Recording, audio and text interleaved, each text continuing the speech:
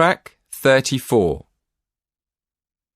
I'm going to start this lecture by describing the structure of an offshore oil rig. Well, to be accurate, we should call it an oil platform. If you look at the diagram, you can see the top part of the platform floating on the surface of the water. The tall tower in the centre of the platform is called a derrick. That's D-E-R-R-I-C-K. The derrick is where the drilling machinery and lifting equipment is installed. Okay? Now, if you look about halfway down the diagram on the right, you can see a helicopter. It's parked on the helicopter pad. Helicopters are used mostly to transport employees to and from the platform when they have free time. Now, if you look underneath that, at the very bottom of the platform, you can see one of the 4 support towers. These support the rest of the platform. These metal structures are usually attached to the seabed by long cables. Right. Now the last part of the platform I'm going to describe is on the other side, just above the level of the water. It's a crane. That's spelt C-R-A-N-E. Cranes are used everywhere in construction, but this one is specialist equipment for lifting heavy spare parts at sea. In fact, apart from the derrick, you can see 3 cranes in the diagram. Track 35. Some experts believe that if we knew how to control the power of the sea, we could generate enough electricity for the whole world. But, in this talk, I'm going to focus on the UK and our capacity for generating electricity from wave and tidal energy. I'm going to look at how many megawatts we generated before 2008 and how many we expect to produce in 2014. So, if you'd like to look at the chart, you'll see that before 2008, our capacity was only 1 megawatt. But in 2008, when oil prices rose, there was an increased interest in marine power, and our capacity grew quite dramatically to 4 megawatts. Now, you might have expected this figure to rise consistently over the years, but, in fact, it dropped again in 2009 to only 2 megawatts.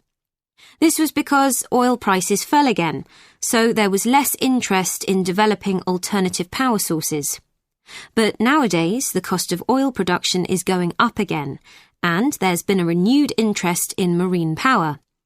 As a consequence, capacity has increased steadily since 2009, reaching 18 megawatts in 2012. This trend is expected to continue in the near future, reaching a total capacity of 50 megawatts in 2013 and 60 megawatts in 2014. Track 36. Section 4. You will hear a lecture on deep-sea exploration. First, in the exam, you will have 20 seconds to look at questions 1 to 4. Listen carefully and answer questions 1 to 4. Good evening. My talk this evening will cover 3 main themes. First, I'll outline a timeline of how deep-sea exploration vessels developed. Secondly, I'll describe the most recent of these, the Deep-Sea Challenger. And finally, I'll look at some of the benefits of this deep-sea research. OK, to start with, let's look at how underwater exploration vehicles have developed over the years. The first manned deep-sea exploration vessel was invented in the 1920s. It was called a bathysphere, better known as a diving bell.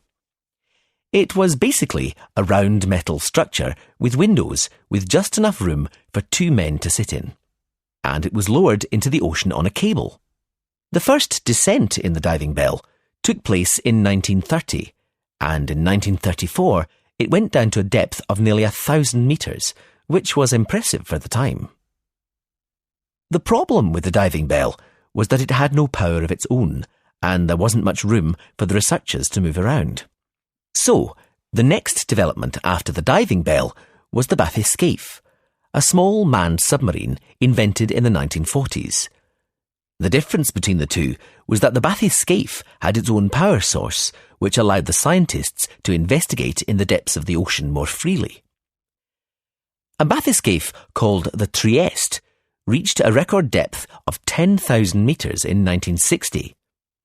Since then, a new record has been set by James Cameron, who descended to a depth of 11,000 metres for the first time in 2012. Before you hear the next part of the conversation, in the exam you will have 20 seconds to look at questions 5 to 8. Track 37. Listen and answer questions 5 to 8. So let's move on now to look at the submarine that took James Cameron so far down into the ocean. If you look at the drawing of the Challenger, you can see the pilot's chamber at the very bottom of the submarine. It's a very small section where the pilot sits and controls the sub and all the equipment on it. Now let's have a look at how the submarine is powered. Going up from the pilot's chamber, in the middle of the sub, on the right-hand side of the drawing, you can see a whole section covered in batteries. They provide the power source that takes the sub all the way to the bottom of the ocean and back up to the surface again. Next to that, there's another important part of the sub. You probably realise that there's no light at the bottom of the ocean, so the sub needs to take its own. If you look at the back of the sub, in the middle, just next to the batteries, you can see the panel of lights. They provide the light for filming and taking samples from the seabed. And one more part of the sub, which is important for navigation and to stop it spinning out of control, is the large fin at the back. You can see it at the back of the sub, at the top of the drawing. Before you hear the rest of the talk, in the exam you will have 20 seconds to look at questions 9 and 10. Track 38. Listen carefully and answer questions 9 and 10. OK. To conclude my talk, I'm going to ask a couple of questions. First, what is the purpose of this deep-sea exploration? And second, is it worth the expense?